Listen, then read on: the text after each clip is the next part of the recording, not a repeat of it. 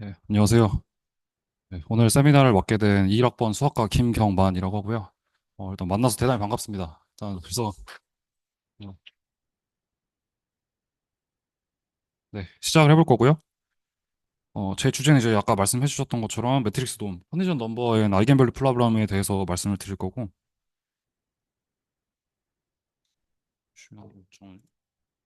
네. 이제 개요를 대충 말씀을 드릴 건데, 크게 세 가지 정도로 말씀을 드리려고 해요.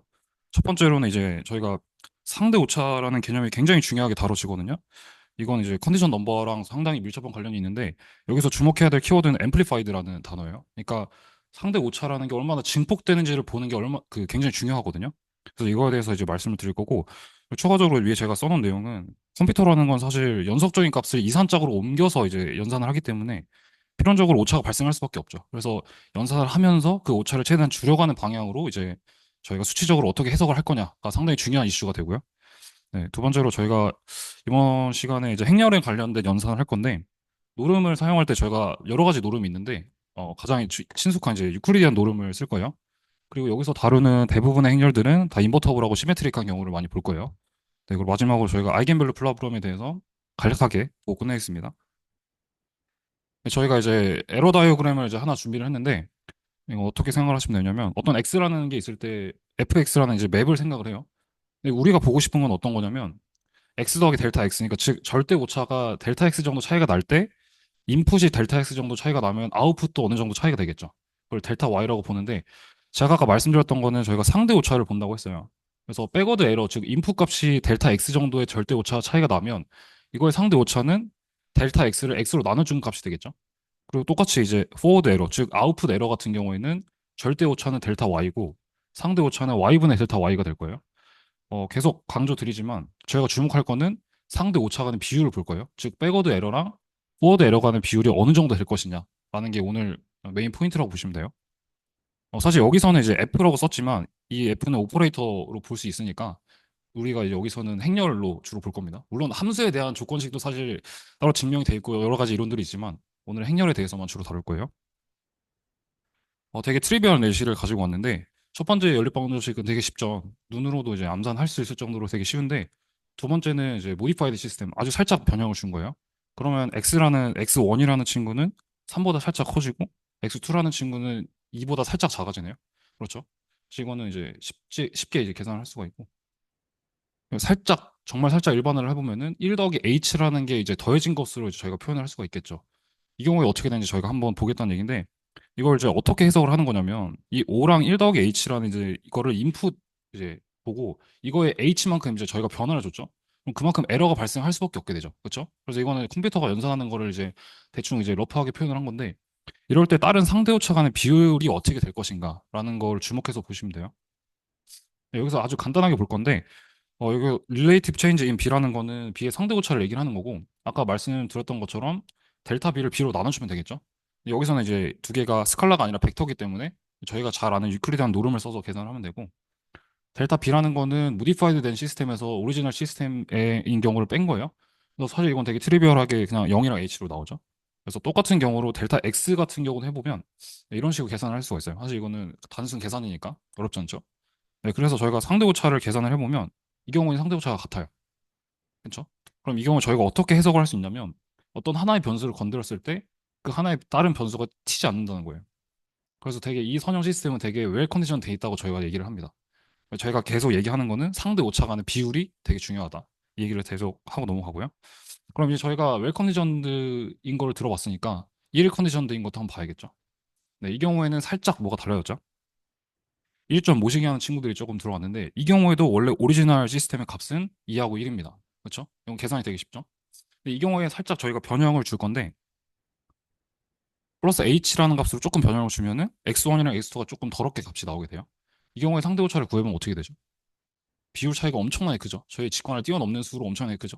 그래서 이 경우에는 어떻게 저희가 해석을 하냐면 어떤 변수가 있고 다른 변수가 있는데 둘 중에 하나의 변수를 건드렸을 때 오차가 증폭된다. 라고 저희가 수치적으로 해석을 하거든요. 네. 어떤 거요? 네네.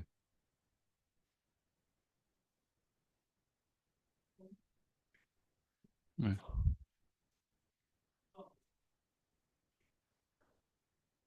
어, 이, 음, 사실 제가 여기서 말씀드린 거는 컨디션 넘버라는 결론적으로 최소값이 1이거든요. 그래서 이 경우에 정말 오차가 최소화되는 경우를 든 거고, 사실 그 경우에는 올소고날 매트릭스의 스칼라베가 된다는 걸 수학적으로 증명을 할 수가 있어요. 그래서 보시면은 사실 이 행렬이 올소고날 매트릭스의 스칼라베죠.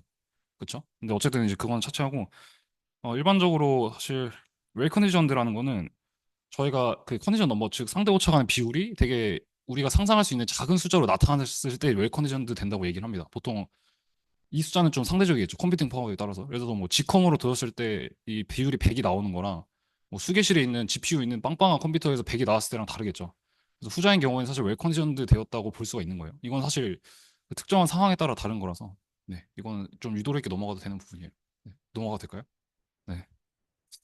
네. 그래서 저희가 이제 이걸 구해봤고 이 시즌 이제 매트릭스 놈이라는 게 사실 제가 메인 주제로 걸고 왔는데 이거의 정의를 이렇게 할 거예요. 뭔가 좀 여러 개 덕지덕지 식이 붙어 있는데 제가 추후에 다 말씀을 드리겠습니다. 여기서는 일단 저희가 리얼 스퀘어 매트릭스에 대해서만 말씀을 드릴 거고요.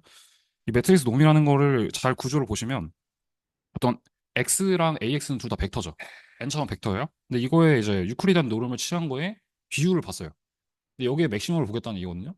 근데 여기서 또 키워드로 가져야 될 게 뭐냐면 맥시멈 매그니피케이션을 보셔야 돼요. 제가 계속 아까부터 말씀을 드렸던 게 앰플리파이드 얘기하면서 상대 오차가 얼마나 증폭되느냐를 얘기를 했어요.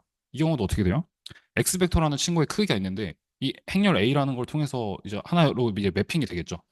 그 두 개 간의 오차 간에 얼마나 증폭되느냐 그거의 바운드를 본다 이렇게 직관적으로 이해를 하시면 될 것 같아요. 그렇죠? 네, 그래서 제가 이걸 수프리멈이랑 맥시멈을 혼용하는 사실 이유가 있어요. 이건 다음에 설명을 드릴 건데 일반적으로는 사실 수프리멈으로 쓰는 게 맞죠. 왜냐면 그게 더 일반적인 경우니까요.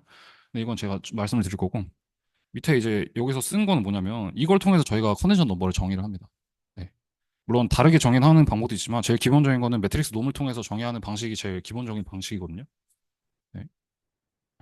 이건 사실 네, 간단하게 넘어갈 건데 사실 맥시멈을 수프리멈 대신에 쓸 수 있는 거는 이제 아랜상의 하이네볼을 정리하면 컴팩트하다는 거는 클로스된 바운디드랑 필요충분 조건이죠.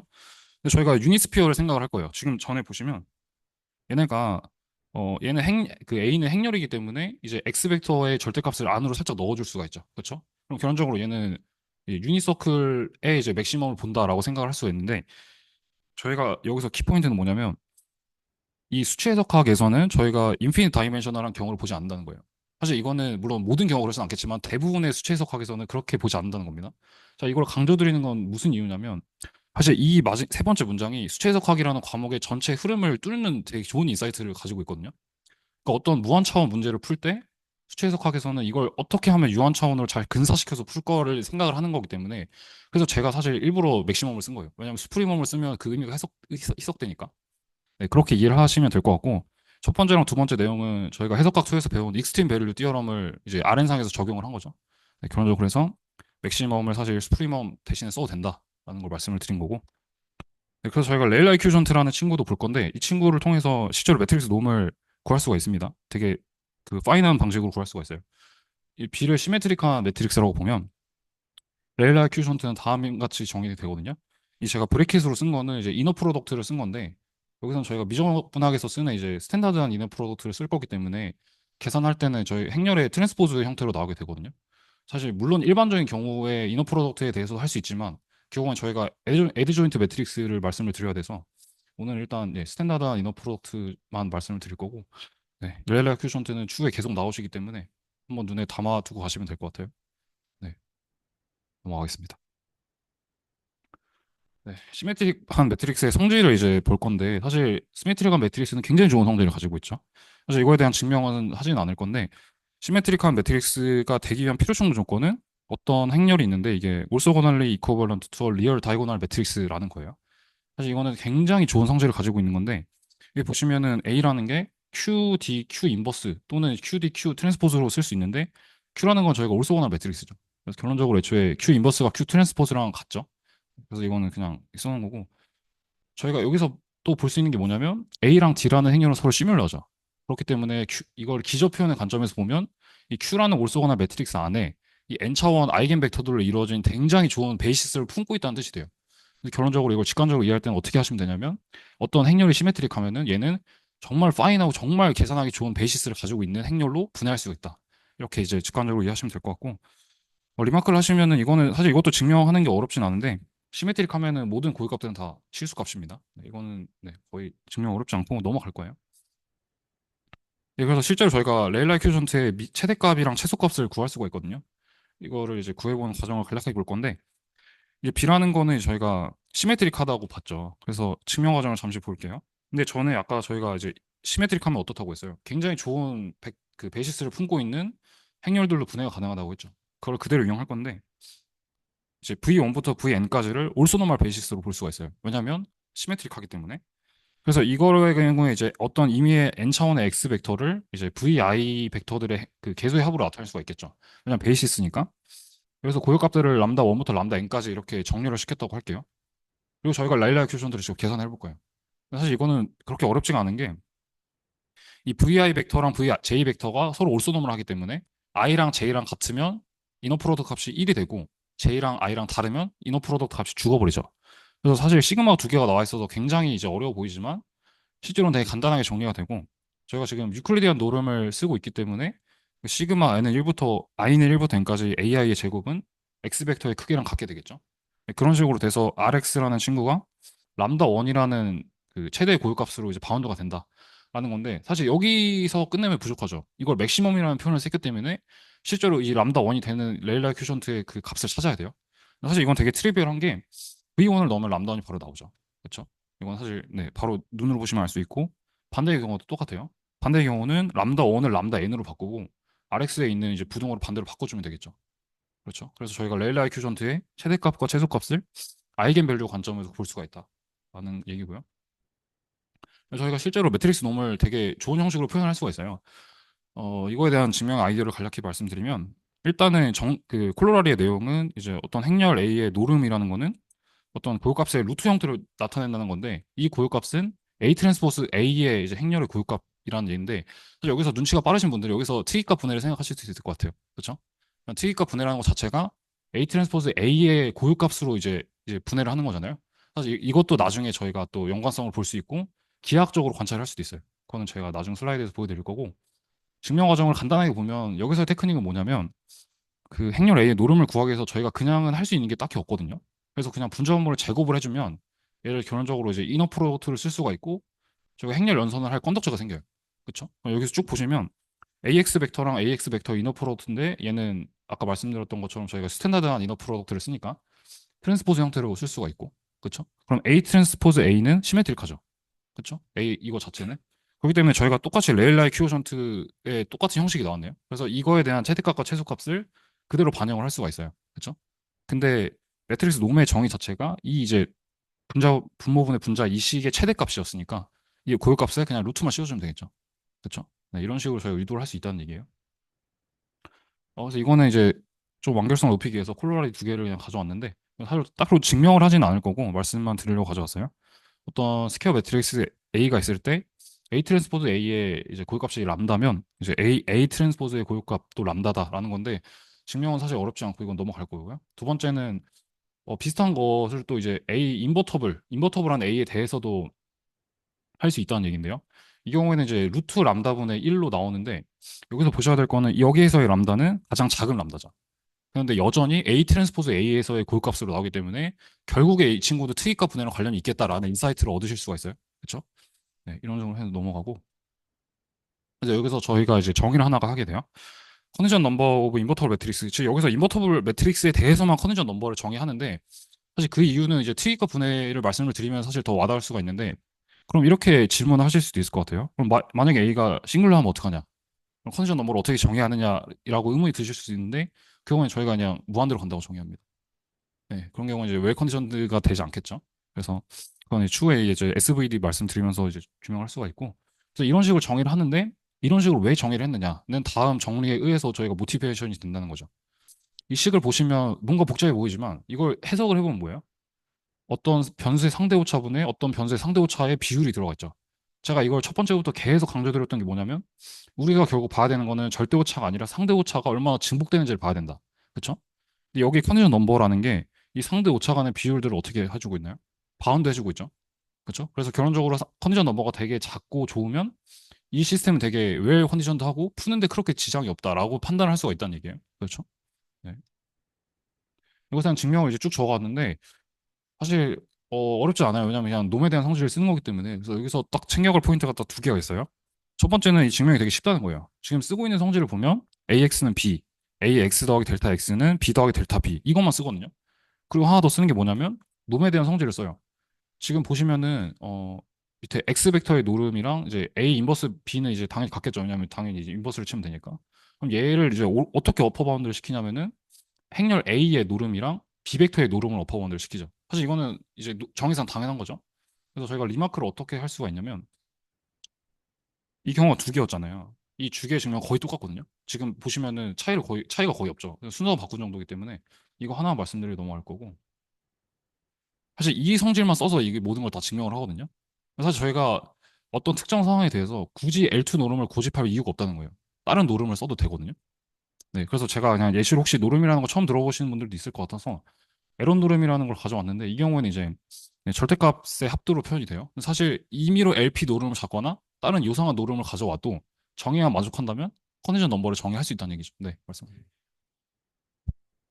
LP 노름은 어 사실 여기서 이제 LP 노름이라는 거는 XI의 이제 P승이 돼 있고, 절대값 P승이 돼 있고, 그 시그마 된 거를 P분의 1 승을 하는 거죠.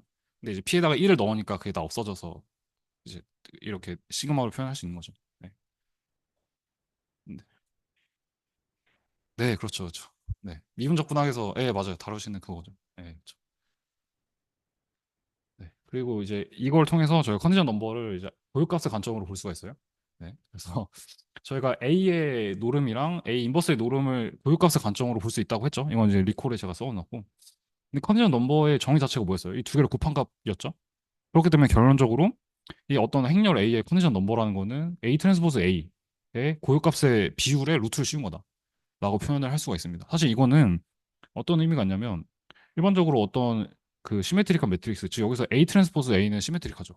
이 경우에는 되게 다루기가 좋거든요. 정말 좋아요. 그러니까 정말 좋은 성질을 거의 다 가지고 있는데 이 경우에 대해서는 아이겐밸류를 구하는 것도 굉장히 쉽거든요. 수치적으로 구하는 것도 쉽고 이걸 대수적으로 그냥 식으로 푸는 것도 쉬운데 그런 쉬운 좋은 매트릭스에 대해서 고유값을 구하는 걸로 컨디션 넘버를 구할 수가 있다는 거예요. 네. 그렇게 이해를 하시면 되고요. 그리고 저 추가적으로 밑에 노트를 보시면은 사실 컨디션 넘버가 당연히 1 이상이겠죠. 왜냐면 람다 1이 람다 n보다 크니까, 크거나 같으니까. 그럼 사실 저희의 직관과도 부합하는 게 어떤 행렬 A를 두고 연산을 시켰는데 상대 오차가 사실 증폭이 됐으면 됐지 낮아지진 않을 거잖아요. 그래서 이건 저희의 직관과도 부합을 하는 부분이고. 그래서 SVD를 간단하게 말씀을 드릴 거예요. 사실 여기서는 인버터블한 매트릭스에 대해서만 얘기를 했지만 일반적으로 랭크가 n인 경우 인버터블하고 n보다 작은 r인 경우는 사실 SVD가 일반적으로 가능하죠. 여기서는 간단하게만 언급을 할 거고 이제 A를 특이값 분해한다는 얘기는 U 시그마 V 트랜스포즈로 이제 분해를 한다는 건데 여기서 U랑 V 트랜스포즈는 올소고날 매트릭스죠. 그리고 시그마라는 거는 특이값을 이제 성분을 가지고 있는 매트릭스예요. 네, 이걸 계속 써먹을 겁니다. 그리고 두 번째는 어떤 게 의미가 있냐면 제가 아까 말씀드렸던 게 그 고유값들이 그냥 A에서의 고유값이 아니라 A 트랜스포즈 A의 고유값이기 때문에 결론적으로 얘는 특이값 분해랑 관련이 있을 수밖에 없고 얘를 결론적으로 아까는 고유값의 개념으로 봤지만 얘를 그 특이값의 개념으로 볼 수 있다는 얘기죠. 이건 저희가 이렇게 하면서 좀 새로운 관점을 이제 제공하는 거예요. 네. 그래서 이걸 저희가 어떻게 해석을 할 수가 있냐? SVD라는 거는 이제 저희가 기하학적으로 해석을 하는 거는 벡터들을 늘리거나 아니 벡터들을 회전시키고 고유값의 비율만큼 얘를 느리거나 얘를 축소시키죠. 그렇죠? 이걸 기하학적으로 볼 수가 있는데 얘를 이제 잘 보여주는 게 이제 저 그림이에요. 이렇게 중간에 있는 원은 이제 유닛 스피어입니다. 이제 반지름의 길이가 1인 스피어인데 이거를 이제 X 벡터라고 할게요. 얘를 삥삥삥 도는 이제 벡터를 X 벡터라고 하면은 AX 벡터는 타원이 되죠. 왜냐면 얘를 SVD 생각해 보면 이제 얘를 돌리고 이제 늘리고 줄이고 하니까. 그런데 뭐예요? 이 같은 경우에는 컨디션 넘버가 되게 좋죠. 그런데 컨디션 넘버는 아까 뭐라고 했어요? 특이값들의 비율로 나타낼 수가 있죠. 그러면 얘는 결론적으로 장축이랑 단축 간의 비율이 이제 기하학적으로 포인트가 될 텐데 웰 컨디션도 돼 있으니까 저희가 딱 봐도 이제 타원이 형태가 유지되고 있다는 거를 볼 수가 있죠. 그렇죠? 네, 다른 경우 보면은 이 경우에는 컨디션 넘버가 미치도록 크죠. 10에 18승이 나오니까 사실상 이건 너무 커서 계산을 하기 되게 불안정한 경우인데 이 경우에는 타원이 아니라 직선처럼 보이죠. 이렇게 저희가 되면 어떻게 해석할 수가 있는 건가요? 고유값들의 아니 그 특이값들의 비율이 너무나도 크기 때문에 실제로는 타원이지만 직선처럼 보이는 거죠. 네, 그런 식으로 저희가 기하학적으로 해석할 수가 있고 그래서 저희 힐버트 매트릭스는 조금 더 유명한 매트릭스를 하나 가져갔어요. 1컨디션드한 이제 목적이고 이거 이제 IJ 엔트리들은 어떻게 정의가 되냐면 다음과 같이 정의가 돼요. 사실 어렵진 않죠. 그래서 이거를 계산해 보면 H3 같은 경우에는 다음과 같이 계산이 되거든요. 근데 이거를 굳이 가져온 이유가 이걸 손으로 계산하기는 사실 어렵지 않죠. 왜냐면 I 더하기 J 마이너스 1은 사실 그냥 다 할 수 있는 거잖아요. 근데 사실 얘는 되게 1컨디션드한 성질을 가지고 있어요. 그래서 저희가 추후로 이제 수치적인 관점으로 해석을 해볼 건데 네. 이게 시메트릭하다는 건 사실 자명하죠. IJ를 바꿔도 똑같으니까. 그래서 그건 자명하게 얻을 수가 있고 두 번째로 얘가 가지고 있는 성질은 되게 컨디션 너머가 높다는 거예요. 이제 사실 이거는 왜 그런지 직관적으로 생각을 해보면 n이 커지면 커질수록 I 더하기 J 마이너스 1은 되게 0으로 가까워지겠죠. 그렇죠? 이런 것 때문에 이제 컨디션 넘버가 되게 치솟는다고 생각을 하시면 되는데 사실 이런 생각이 드실 수가 있어요. 지금까지 컨디션 넘버를 얘기를 하면서 이거의 오차가 증폭되는 경우만 계속 말씀을 드렸는데 그럼 얘네들은 필요가 없는 거냐 이런 생각이 드실 수도 있거든요. 사실 그렇지는 않고 이런 이제 매트릭스 같은 경우에는 어떤 우리가 새로운 알고리즘의 성능을 평가하는데 굉장히 좋은 이제 척도가 된다는 얘기죠. 왜냐면 얘는 굉장히 불안정한 친구이기 때문에 우리가 새로 만든 얘를 여기다 넣어서 적용을 시켰을 때 결과가 어떤지에 따라서 그 알고리즘의 약점을 파악을 할 수가 있다는 얘기고 되겠죠. 그렇죠? 그런 식으로 해석을 하실 수가 있고 이건 제가 이제 그래프를 가지고 왔는데 이건 어떤 거냐면 이제 HX는 B라는 이제 행렬 방정식을 풀 건데 X를 이미 주어졌어요. 근데 H를 우리가 이미 알죠. 그럼 B라는 것도 쉽게 계산을 할 수가 있어요. P의 실질값을. 그런데 이거를 수치적으로 풀면은 아니, 해석적으로 풀면은 그냥 H 인버스를 곱해서 하면 되죠. 실제로는 이거의 정말 완벽한 답수는 H 인버스 B가 될 거예요. 근데 만약에 이걸 컴퓨터를 구현해서 계산을 하면 계산이 안 됩니다. 엄청나게 에러가 많이 나고 오버플로우가 나거나 계산이 절대 안 돼요. 그래서 이건 저희가 세 가지 분해로 이제 접근을 해볼 수가 있는데 이거에 보면은 이제 QR 분해랑 LU 분해는 사실 의도하죠. 거의 비슷합니다. 근데 SVD 알고리즘이 되게 현저하게 좋은 성질을 가지고 있다는 걸 알 수가 있어요. 실제로 이제 엘카르트 영 띠어럼이라는 게 있는데 SVD가 이런 식의 형태에서 가장 최적의 근사치를 보장한다는 걸 수학적으로 증명을 할 수가 있어요.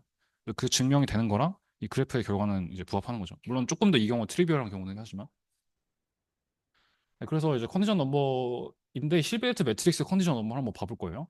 얘는 이제 특이값들의 비율을 볼 수가 있다고 했는데 어떠한 사실이 알려져 있냐면 n이 엄청나게 커지면 이 시그마 맥스 같은 경우에는 파이로 수렴하고요. 아니 파이로 바운드가 되고 그 시그마 미니멈 같은 경우에는 계속 작아지게 되거든요. 결론적으로 이거만 보면 얘가 n이 엄청나게 커지면 엄청나게 큰 속도로 증가를 하겠네요. 그렇죠? 위에 있는 친구는 기껏해야 파이지만 분모에 있는 n은 계속 작아지기 때문에 얘를 실제로 그래프로 그려봤어요. 그런데 여기서 하나 의아하신 점을 파악을 할 수가 있어요. n은 한 13 정도로 지나가면 얘가 한 10에 19승 정도에서 머물러 있는 것처럼 보이지 않나요? 그렇죠? 근데 사실 저희가 아까 제가 말씀드린 거에 의하면은 n이 커지면 커질수록 얘는 증가해야 되잖아요. 그렇죠? 심지어 얘는 로그 스케일이에요. 그 로그 스케일이어서 한 10의 13 전까지는 엄청나게 큰 속도로 가파르게 증가하죠. 근데 어느 시점을 이후로 얘는 어느 것처럼 그냥 진동하면서 수렴하는 것처럼 보여요. 사실 이거는 컴퓨터의 정밀도랑 관련이 있어요. 그거에 대해서 저희가 수치적인 해석을 어떻게 할 건지에 대해서 간단한 것만 보여드릴 건데 네, 일단 저희가 여기서 이제 머신 넘버를 얘기를 하고 넘어갈 건데 이건 대충 어떤 얘기를 하는 거냐면 아까 제가 그 플로팅 포인트 아리스메틱 그러니까 부동소수점 연산을 한다고 말씀을 드렸잖아요. 어떤 얘기를 하는 거냐면 컴퓨터라는 거는 얘기하는 건 이제 일반적으로 64비트 연산을 얘기하는 건데 1이라는 숫자랑 1 더하기 2의 마이너스 60승이라는 숫자가 들어오면 두 차이를 구분하지 못해요. 혹은 아니면은 다른 걸로 이제 라운드 오프 반올림을 하기 때문에 둘 간의 오차는 절대적으로 발생할 수밖에 없거든요. 사실 이걸 머신 프리시전 문제라고 하는데 이거랑 관련이 되게 깊다는 거예요. 그래서 저희가 이거를 컨디션 넘버를 t 값의 관점으로 봤잖아요.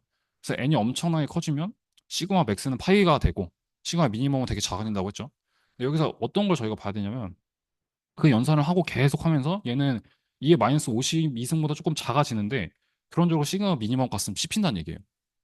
그렇기 때문에 결론적으로 얘는 머신 넘버가 남게 되고 머신 넘버가 대충 2의 마이너스 52승이 되기 때문에 마이너스 50, 죄송합니다. 2의 52승의 상수배 정도 되는 걸로 이제 사실 수렴하는 것처럼 보이는 원인이 여기 있었다는 거죠.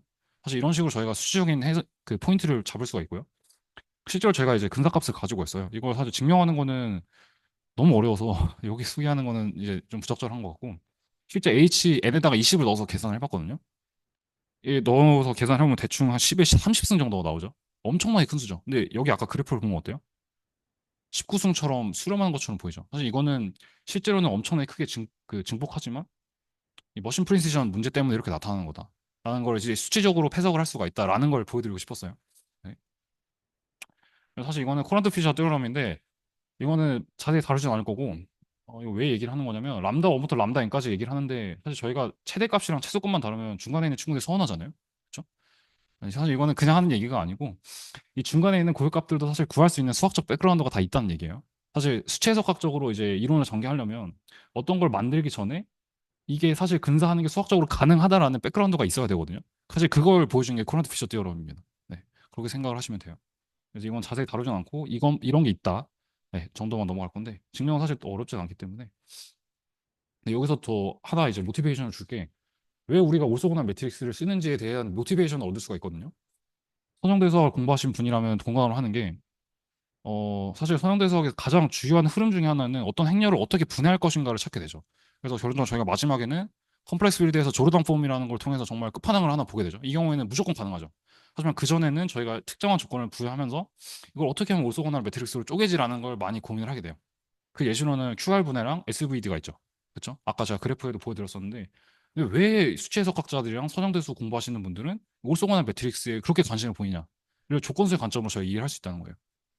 이걸 조금 보시면 아무래도 선대나 이런 거 다시 보실 때 조금 더 모티베이션이 좋게 되겠죠. 네, 계산 과정을 보면은 아까 저희가 이제 매트릭스 노름을 계산을 했을 때 이 친구가 그냥 1이 된다는 거예요. 이걸 왜 1이 되냐? 이 QX 벡터라는 건 사실 크기를 보존하는 그 횡렬이 되거든요. 이것도 간단하게 증명을 하려면은 이제 이걸 제곱을 하면은 이너 프로덕트가 되잖아요. 그래서 똑같은 관점으로 계속 전개를 할 건데 이너 프로덕트를 해서 트랜스포즈 X 트랜스포즈 Q 트랜스포즈 QX가 나오는데 이건 정의상 올소고날 매트릭스이기 때문에 Q 트랜스포즈 Q는 그냥 아이덴티티가 돼버리죠. 그래서 얘는 결론적으로 X 벡터의 크기의 제곱과 같아요. 그럼 결론적으로 QX 벡터는 X 벡터랑 크기가 같아요.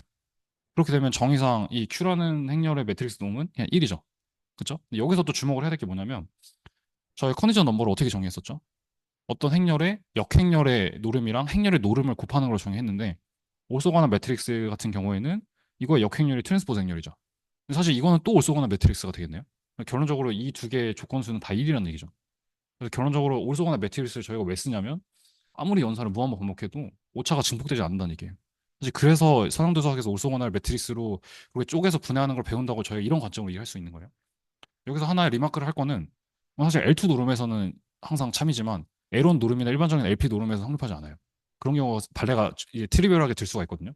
네, 그래서 L2 노름의 경우에만 깔끔하게 1이 나오고 다른 노름을 쓰면 1이 아닐 수도 있지만 상대적으로 굉장히 낮다라는 게 수학적으로 알려져 있어요. 네, 이렇게 모티베이션을 찾을 수가 있고 네, 이제 마지막으로 아이겐밸류 프로블럼을 아주 간단하게 볼 건데 사실 아이겐밸류 프로블럼은 굉장히 많은 모티베이션이 있어요. 근데 여기서 말씀을 드릴 거는 제가 계속 조건수 관련된 얘기를 했어요. 근데 이 조건수를 실제로 구하려면은 아이겐밸류를 알아야 되는데 아이겐밸류를 구하는 공식을 아는 거랑 이걸 실제로 값을 써서 구하는 건 사실 다른 얘기죠.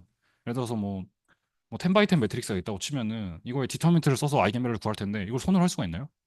절대 못 찾아 사실상. 그래서 이걸 수치 해석학적으로 접근하는 게 이제 필요하다라는 걸로 이제 모티베이션을 삼을 수가 있고 일반적으로 아이겐밸류 프로블럼은 말 그대로 그냥 고값을 찾는 걸 얘기하는 건데 엄청나게 많은 알고리즘들이 있어요. 뭐 컴퓨터 공학 공부하시는 분들이나 수치 해석하시는 분들 아니면 뭐 계산과학 하시는 분들이 정말 엄청 많은 알고리즘에 그거의 수많은 변형들을 많이 만들어 내셨거든요.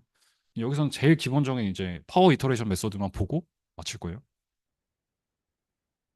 그러기 전에 이제 제가 아까 말씀드렸던 게 뭐냐면 이 수치 해석학적인 걸 계속 전개를 하려면 이걸 이루는 백그라운드가 중요하다고 했잖아요. 결론적으로 어떤 게 중요하냐면 이 아이겐밸류 플랫폼이 사실 수학적 의미가 있는지를 보려면 이게 애초에 바운드 될 수는 있는 건가가 되게 중요하거든요. 애초에 이게 만약에 바운드 되지 않는다고 하면 우리가 사실 구하는 의미가 없죠. 구할 수 없을 수도 있죠. 그럼 어떤 경우에는. 근데 이제 그거에 대한 궁금증을 해소시켜주는 게 이제 거시고린 디스크랑 거시고린 서클 티어럼인데 거시고린 디스크를 먼저 말씀을 드리면 이 친구는 일단 복소 평면에 대해서 얘기를 하는 거예요. 어떤 걸 얘기를 하는 거냐면 그 AII 즉 주대각 성분을 얘기하는 거죠. 그리고 RI라는 거는 되게 쉽게 구해져요. 왜냐하면 어떤 행에서의 연산을 하는데 주대각 성분만 빼고 나머지를 다 절대값을 더해준 거죠. 사실 여기서 절대값은 이제 복소수가 나올 수 있겠지만 그 경우에는 이제 예를 들어서 1 더하기 i의 저희 절대값을 보면은 그냥 루트 2가 된다고 생각을 하시면 돼요. 네, 그런 식의 관점으로 전개해 나가는 거고 그런적으로 밑에 보시면은 D에 이제 AII, RI를 저희가 버시고린 디스크라고 불러요. 이걸 저희가 써먹어서 제일 중요한 정리 하나를 증명할 거예요. 이제 거시고린 디스크 띠어럼인데 이 내용 보시면 굉장히 파워풀하다는 걸 볼 수가 있거든요. 여기 보시면 모든 어떤 아이겐밸류는 아니에요. 어떤 행렬의 모든 아이겐밸류는 적어도 하나의 거시골 디스크 안에 있다. 사실 이거는 되게 수치 해석적으로 그 시사하는 바가 큰 게 이렇게 하면 사실 아이겐밸류 브라블럼을 구하는 의미가 있죠. 어떻게든 바운드를 칠 수 있으니까. 그렇죠? 그렇기 때문에 되게 좋은 성질을 가지고 있고 이걸 그냥 조금 더 이제 더 느슨하게 표현을 하면은 이거에 유니온에 무조건 들어가 있다라고 말할 수가 있겠네요. 그렇죠? 밑에 임플리케이션은 제가 계속 말씀드렸던 그 부분이고 예시를 간단히 볼 건데 이 경우에 거시고는 디스크를 어떻게 구하죠? 주대각 성분은 10이랑 8, 2랑 마이너스 11이죠. 그렇죠? 그리고 이거의 반지름은 첫 번째 행에서는 10을 빼고 1하고 0하고 1을 구하면 되죠. 그럼 얘는 그때 반지름이 2가 되겠네요. 그렇죠? 행에서 연산을 하는 거니까. 두 번째 행을 보면은 0.6이 되겠네요. 주대각 성분을 뺀 8을 빼고 이제 0.2 3개를 더하니까. 맞나요? 세 번째는 얘는 이제 2를 빼고 1을 3개 더하니까 3이 될 거고. 마지막 행은 이제 마이너스 1인데 절대값을 취하니까 1이 되죠. 마이너스 12를 중심으로 하고 3을 이제 반지름으로 하는 복소 평면상의 디스크를 생각을 할 수가 있어요. 시각화하면 다음과 같거든요. 이런 식으로 나와요. 그렇죠? 여기 보면은 x랑 y가 실수가 아니라 하나는 실수축이고 하나는 허수축이죠. 그리고 이제 아이겐밸류들을 이렇게 찍어가지고 디스크 안에 무조건 존재한다라고 저희가 시각적으로 볼 수가 있고요. 사실 이거 말고도 엄청나게 많은 메소드가 있지만 여기서는 제일 기본적인 거 하나만 보고 넘어가려고 하는데 파워 이터레이션 메소드를 말씀을 드릴 거예요. 일단 A가 실수고 다이거널라이즈, 이게 대각화 가능하다고 볼 거예요. 이 경우에 사실 주목해야 될 포인트는 뭐냐면 이 람다 1이라는 크기가 람다 2랑 같지 않죠. 그렇죠? 왜냐하면 이게 같게 되면 수렴하지 않은 트리비얼한 경우가 나올 수 있기 때문이거든요. 네, 그래서 이건 추후적으로 말씀드릴 건데 이거를 대충 이제 말씀을 드리자면 이제 이니셜 벡터를 하나를 잡아요. 그리고 행렬 A를 계속 곱해주는 거예요. 여기서 또 주목해야 될 포인트가 뭐냐면 두 번째로 보면 노멀라이징을 하고 있죠. 이걸 왜 하고 있을까요? 사실 이것도 컴퓨터의 특성이랑 관련이 있거든요. 사실 이걸 행렬 A를 계속 곱하게 되면 어떤 숫자가 지나치게 커지거나 지나치게 낮아질 수가 있어요. 하지만 지나치게 커지면 오버플로우가 발생하죠. 컴퓨터가 표현할 수 있는 숫자는 이제 한계가 있는데 그걸 넘어가 버리게 되면 사실 얘는 에러를 뱉어내죠. 반대로 언더플로우가 나타나면은 컴퓨터가 표현할 수 있는 가장 작은 숫자보다도 더 작아지면 또 에러를 뱉어내죠. 그런 경우를 방지하기 위해서 노멀라이징을 한다고 보시면 돼요. 이건 매 스텝마다 계속 하는 거고. 결론적으로 저희가 어떤 걸 이제 수치 해석학적으로 해석을 할 거냐면 K가 엄청 크면은 얘는 아이겐 벡터로 수렴한다라는 걸 저희가 알 수가 있거든요. 네. 그래서 이거 간략하게 말씀을 드릴 건데 똑같아요. 이거 A가 대각 가능하다고 했기 때문에 얘를 디컴포지션을 이렇게 할 수가 있어요. 이건 계속 등장하는 건데 A라는 거는 Q, D, Q 인버스를 쓸 수가 있고 여기서 아까 말씀드렸던 게 Q라는 건 되게 좋은 성질을 가진 매트릭스라고 했어요. 정확히는 이제 기저를 품고 있는 매트릭스인데 그렇기 때문에 이제 A 어떤 의미의 이제 V 벡터라는 거를 이제 Q1 벡터랑 QN 벡터 즉 Q 벡터가 품고 있는 이제 컬럼 벡터들로 표현할 수가 있다는 얘기예요. 사실 이건 베이시스니까 그런 거죠. 네. 그래서 대충 이제 어떤 식으로 되는지 이제 스케치를 해보면은 A를 한 번 곱하면 저런 식으로 되죠. 얘는 다 아이겐 벡터들이기 때문에 람다 1이라는 값이 튀어 나올 거예요. 여기서 주목을 하시면 되겠죠. 얘를 K번 곱하면 어떻게 될까요? 밑에 보신 것처럼 C1은 그대로 나오지만 람다 1의 K승이 곱해지게 되죠. 사실 여기서 조금 의아하게 생각하시는 분들이 계실 수 있는데 K가 엄청나게 크고 람다 1이랑 람다 2는 크기가 다르다고 했죠. 여기에 주목하셔서 보면 자 K를 엄청나게 예를 여기서 말하는 거는 뭐 100 정도 숫자가 아니에요. 뭐 5천, 만 이 정도로 가게 되면 사실 나머지 다른 숫자들은 다 무시를 해도 되거든요. 이게 엄청나게 큰 속도로 증가를 하면 나머지 텀들은 사실 무시해도 큰 상관이 없어요. 이게 왜 이런 식의 논리가 통하냐면 사실 저희가 이거를 구하는 목적은 이걸 정확하게 구하는 게 목적이 있는 게 아니에요. 저희가 어느 정도 에러 바운드만 가지면서 얘를 우리가 필요한 데 써먹으려고 하는 거지. 사실 이거를 이론적으로 정확하게 구하는 방법은 알려져 있죠. 디터미넌트를 쓰면 되잖아요. 그렇죠? 사실 그렇기 때문에 이거를 도미네이트 해서 나머지 텀들이 지워진다라고 보는 게 수체적으로는 되게 올바른 표현이라고 볼 수가 있어요. 네. 그래서 이렇기 때문에 얘 AKV 벡터라는 게 지금 보시면은 어떤 이제 아이겐 벡터의 스칼라의 형태를 쓸 수가 있다는 얘기예요. 저희 여기에 이제 포인트를 잡아서 아이겐 밸류를 계산할 수 있다는 얘기고 질문 있으신 거 아니죠? 아, 예. 아 죄송합니다. 네 그리고 이게 저희가 여기서 아이겐 밸류를 어떻게 계산하느냐를 이제 또 아이디어가 있는데 여기 나오면 레일라이 큐순도가 또 나왔네요. 그렇죠? 이거를 왜 통해서 아이겐 밸류를 구할 수가 있냐? 아이디어는 간단해요. K가 엄청 커지면 이거를 이제 Q1 벡터의 스칼라배로 저희가 근사를 하잖아요. 그럼 B 벡터에 Q1 벡터를 넣어보세요. 알파 Q1 벡터. 사실 개수가 다 싹 지워지고 람다 엄마 깔끔하게 남거든요. 그렇죠? 사실 이거에 주안점을 둬서 레일라이 큐전트를 이용한 알고리즘도 있어요. 네. 그래서 사실 레일라이 큐전트가 수치 해석학에서 굉장히 중요한 역할을 해요. 컨디션 넘버부터 시작해서 뭐 아이게멜로 프로그램까지 엄청나게 많은 역할을 하기 때문에 그래서 제가 레일라이 큐션트를 이제 굳이 소개시킨 이유가 이겁니다. 엄청나게 많은데 등장하거든요. 이건 파이썬 코드인데 사실 짧잖아요. 어렵지 않거든요. 그냥 몇 번 해가지고 이렇게 저희가 원하는 값을 알 수가 있다는 얘기예요. 그냥 보여드린 거고. 여기서 이제 조금 더 심화된 버전으로 나갈 건데 저희가 생각이 드는 게 어떤 거냐면 어, 어떤 이제 실수계수 행렬들을 줘도 아이겐 밸류들은 복소수가 나올 수가 있죠. 저 사실 이건 자명하죠. 뭐 트리비얼한 케이스가 있죠. 근데 이 경우에 사실 수렴을 안 한다는 얘기예요. 사실 그래서 여기서 이제 파워 이터레이션 메소드의 단점이 드러나죠. 사실 복소수의 고유값이 나타나는 건 무수히 많을 텐데, 그렇죠? 근데 이게 사실 수렴을 안 하면 사실 의미가 없잖아요. 저희가 이거는 밑에 간략하게 어떤 걸 설명해 놓은 거냐면 람다라는 게 복소수인데 아이겐밸류를 가지면 이거의 컨주게이트 페어도 그 아이겐밸류가 된다는 거예요. 그렇죠? A 더하기 bi가 되면 A 마이너스 bi도 아이겐밸류가 돼요. 네, 그래서 이걸 저희가 수학적으로 수치해석학적으로 규명을 해볼 거예요. 이거 아까는 컨주게이트 페어는 말씀드린 내용이고 어 얘는 이제 대각화 가능하다고 얘기를 했기 때문에 얘를 이제 베이시스 이제 레프레젠테이션 형태로 쓸 수가 있는데 이 유제로는 임의의 실수 차원의 벡터를 이제 이런 식으로 표현할 수가 있는데 여기서 왜 알파 1이랑 알파 1의 바가 되는지 조금 의아하신 분들이 계실 거예요. X1이랑 X1 바는 사실 얘는 자명하죠. 왜냐면 두 개가 컨주게이트 페어를 가지고 있는 아이겐 벡터들이기 때문에 얘는 이렇게 쓰는 게 맞는데 알파 1의 바는 왜 나타난 거냐?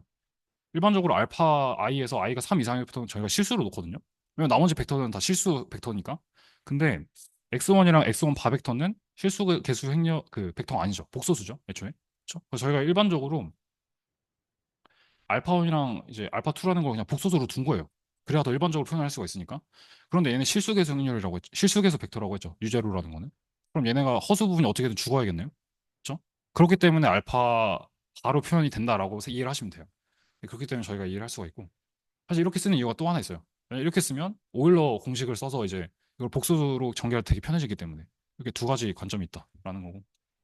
이걸 간략하게 설명해 보시면은 이거 사실 다른 거는 사실 다 크게 보실 필요가 없고 이제 오일러 공식을 통해서 이걸 계속 전개를 한 거예요. 그래서 복소수랑 실수계수를 나눠가지고 전개를 한 거고 K가 엄청 커지면은 이 I가 3부터는 그냥 죽는다는 얘기죠. 그렇죠? 막 죽어도 된다고 했었죠. 왜냐면 크기가 차이가 많이 나니까. 근데 여기서 주목하셔야 될 게 뭐냐면 코사인이에요. 그렇죠? 예를 들면 앞에 있는 개수는 사실 어차피 저희가 노멀라이징을 할 거기 때문에 크기는 1이 나오는데 코사인이 나온다는 거 뭐예요? 일정한 바운드 안에서 제가 제일 진동한다는 거 아닌가요? 근데 얘는 실제 얘는 이제 어떤 이제 아이겐 벡터로 수렴하는 벡터에 제일 번째 성분이 다 코사인으로 되어 있으면 사실 얘는 일반적인 경우에는 수렴하지 않겠죠. 우리가 정말 파워풀한 조건을 주지 않는다면 일반적으로는 컨주기 페어를 가지면 아예 파워 이터레이션 메소드는 수렴하지 않는다. 라는 거 저희가 알 수가 있고 여기서 추가적으로 하나만 더 말씀드릴게 사실 그러면은 이건 의미가 별로 없는 거 아니냐라는 생각이 들 수 있는데 사실 이거에 대해서 조금 더 이제 시프트한 그 메소드라든지 되게 많은 변형점들이 존재하거든요. 그거 말고도 복소수 이제 아이겐밸류들을 다 가지고도 이걸 일반적으로 구할 수 있는 알고리즘이 존재해요. 이제 QR 알고리즘이라고 QR버들을 응용하면 되게 엄청나게 좋은 성질을 가지고 있는 알고리즘이 있거든요. 이건 제가 만약에 추후에 기회가 되면 네, 아이겐밸류 프로그램에 대해서 좀 더 다루도록 하고 이거 그냥 간단한 예시를 가지고 왔어요. 네, 이거는 이제 저희가 이터레이션 메소드를 실제로 써가지고 얘를 구해 볼 거예요. 근데 이거를 이제 간단히 코드를 써서 돌려보면은 10번만 돌려도 되게 수렴이 빠르게 되거든요. 7.0012 정도로 수렴하죠. 근데 얘를 시각화해서 나타내 볼 수가 있어요. 지금 처음 보시면은 파란색 벡터가 이니셜 벡터죠. 처음에는 약간 뚱딴지 같은 값을 줬어요. 하지만 몇 번 반복을 하니까 이 초록색 선으로 수렴해 가는 걸 볼 수 있죠. 그쵸? 초록색 선이 사실 안 보일 수도 있어요. 왜냐면 저기에 다 뭉쳐있기 때문에 어쨌든 간에 이니셜 벡터를 엄청 이상한 걸 줘도 수렴하게 만들 수 있다. 즉, 아니 근데 그 조건은 컨주게이트 페어가 나타나면 안 되겠죠. 그렇죠? 이런 사실 조건은 덕지덕지 붙는 건데 어 이런 얘기를 들으면 사실 이런 의아함을 가질 수가 있어요. 저희가 여기서 행렬을 다루는 거는 다 대각화 가능하거나 다 시메트릭하거나 되게 좋은 성질을 가지는 것만 다루잖아요. 근데 이제 수치해석 전공 시간에 교수님께서 무슨 얘기를 해주셨냐면 수치 편미분 방정식이나 다른 이제 인터폴레이션 메소드를 풀 때 나오는 행렬들은 대부분 성질이 좋다. 그래서 너희들이 지금 배우는 행렬들이 이렇게 좋은 성질을 가진 거에 대해서만 적용한다고 해서 걱정할 필요가 없다라고 많이 말씀을 해주셨거든요. 실제로 저 이제 그거는 리서치 레벨이니까 제가 거기까지는 도달을 아직 하지 못했지만 저희가 실제로 이렇게 알아본 그 행렬의 성질들이 실제로도 적용이 잘 된다는 거예요. 왜냐면 실제 현업에서 나타나는 행렬들은 되게 좋으니까. 네, 그렇게 해서 마무리할 수가 있고 여기가 끝인데 질문이나 코멘트 있으시면 편하게 말씀해 주실 것 같아요. 네, 말씀해 주시죠. 네, 네? 어떤 거요? 네? 아, 거시 오리진 디스크요? 예, 거시 오리진 디스크.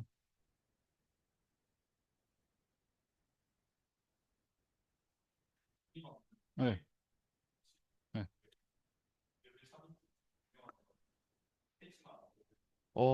사실 이거는 약간 그 다이아고널의 도미넌트 매트릭스의 아이디어를 대충 차용을 하거든요. 이거 왜 그러냐면은, 제가 컨디션 넘버할 때 얘기를 드렸었는데, 여기서 보시면은 제가 이거는 언급을 안 하고 넘어갔는데, 밑에 힐버트 매트릭스 밑에 다이아고널의 도미넌트 매트릭스가 있죠. 사실 얘는 그 되게 안정한 행렬이라고 알려져 있거든요. 즉, 이 얘기는 이제 주대각 성분의 합이, 주대각 성분이 나머지 성분들의 합보다 되게 크다는 얘기인데, 이런 거에서 일반적으로 되게 안정된 행렬이라고 보는데, 이런 걸 이제 주대각 성분인 거랑 아닌 거랑 쪼개가지고 저희가 노름을 계산을 하거든요. 사실 이거는 증명이 되게 쉬워요. 왜냐면 여기서 나오는 거시그린 디스크 띠어럼이나 이런 거는 사실 다 1900년대 중반 때쯤 나왔어요. 근데 정리 증명들 읽어보면 선대랑 기본적인 해석학 지시만 하면 다 할 수 있어요. 이게 왜 그러냐면 수체 해석학적인 아이디어는 사실 엄청나게 이제 이론으로 발전되기가 사실 그렇게 오래되지 않았거든요. 사실 엄청나게 중요한 정리를 다 1900년대 한 중반 이렇게 다 발생을 해요. 그래서 대충 제가 말씀드린 아이디어는 그래요. 이걸 이제 주대각이랑 아닌 거랑 쪼개가지고 이제 노름을 구해서 바운드 하는 건데 위키피디아나 이런 데 증명 보시면 되게 짧아요. 그렇기 때문에 제가 스케치를 해드리거나 하는 거 진짜 읽어보시는 게 나을 거예요. 그래서 혹시 그 정도로 해드릴 정도로 어려울 증명이 아니거든요. 네, 제가 그 말은 쪼갠다는 게 이제 그냥 그 행에서 이제 A11, 그러니까 대각 성분 하나만 보고 나머지를 이제 합해서 본다는 거죠. 그러니까 제가 무슨 얘기를 하는 거냐면 저, 그러니까 이런 얘기를 하는 거예요. 그러니까 여기서 보면 10이랑 1령 1이잖아요. 10이랑 1령 1을 나눠서 생각한다고요. 네. 10이랑 101을 나눠서 생각하는 거죠. 왜냐하면 저거의 이게 증명 자체가 거시기물 디스크가 AII 자체를 이제 10, 주대가 성분 자체를 이제 중심으로 하잖아요. 실제 아이디어는 어떻게 하는 거냐면 10이랑 101을 따로 생각해가지고 얘 그냥 노름을 실제로 구해요. 근데 사실 그걸 어퍼번드 하는 것이 굉장히 쉽거든요. 그래서 그냥 그거 읽어보시면 돼요. 아이디어는 간단해요. 그냥 주대가 성분이나 아닌 걸로 쪼갠다. 그리고 전개는 사실 간단한 상대수 지식만 알면은 거의 트리비얼 하거든요. 네. 혹시 하실 거 있나요? 이 부분이 좀 이상한 것 같다. 궁금하다. 뭐 이런 거 있나요? 뭐 오류가 있는 것 같다. 이렇게 10초만 딱 기다려보고 네. 없으시면 네. 수채석학 재밌는 거니까 많이 해주시고 여기서 마치도록 하겠습니다. 네.